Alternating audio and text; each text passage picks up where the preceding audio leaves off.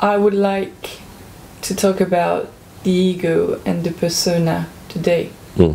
Persona is, you know, my tattoos, it's my genes, it's my packaging. That our persona is like the label on a can. So if you walk into a supermarket and there were no labels on any of the cans, then it would make life very, very difficult, because you wouldn't know if you were buying beans or cat food. You know, so it has value, but the label is not the beans or the cat food.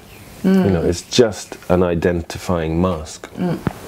So I think it's fine as long as you don't take it too seriously and don't believe it's who you are. The ego, for me, is more dangerous and more destructive, and I haven't found an especially positive frame for that.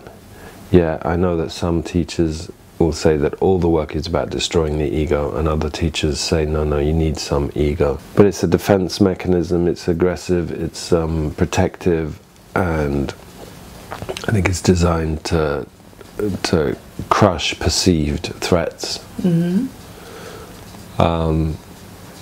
But I don't find it terribly useful. You know, when my ego flares up, that's what it feels like. It feels like something catches fire, and I become less adult.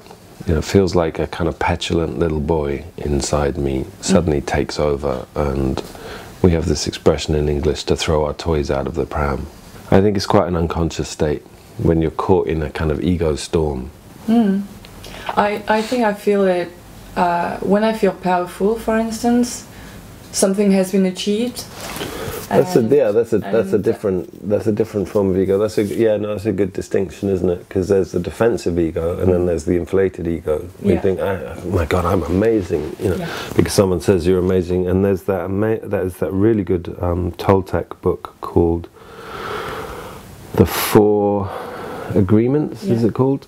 One of which is, you know, don't personalize anything. And I like that, because they don't just say don't personalize it if someone calls you an asshole. They say don't personalize it if someone tells you you're amazing. And I think that's good teaching, because if you get caught up in that, then you become destabilized in the end. You become top heavy. It's like your head gets so big that you almost fall over. The ego is always accompanied with language like, how dare you? You know, how dare you say that to me? And the minute I think that's one of the ways to work with it, is to recognize your ego's vocabulary. You were saying that when you're caught in your ego, you're not very adult. And I believe that in this survival system, some children will need to develop a very big ego because they feel attacked all the time. Yeah, well, that's probably a fair equation, isn't it? The people with the most destructive, inflated egos tend to have been most crushed. I think the people who say that to destroy our egos is perhaps not the goal. It's to be aware of our egos that is more realistic. Because you have people with egos that are tiny and go, oh, no, don't worry about it. Oh, it's only me. No, I'm not important. And for people like that, you need to build confidence. And it's how do you get someone with a big ego to work on themselves? And that's very difficult, because they're so defended, and that ego convinces them that they're so right.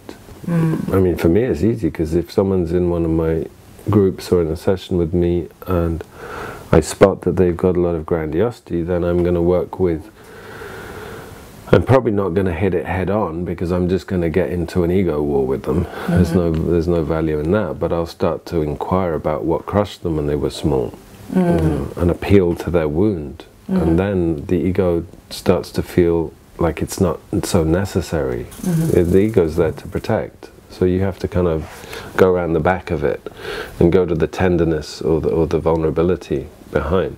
You know, I think it's all about working with vulnerability.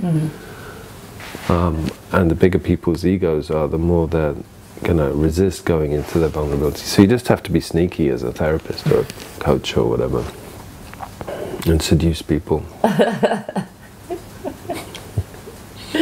Thank you.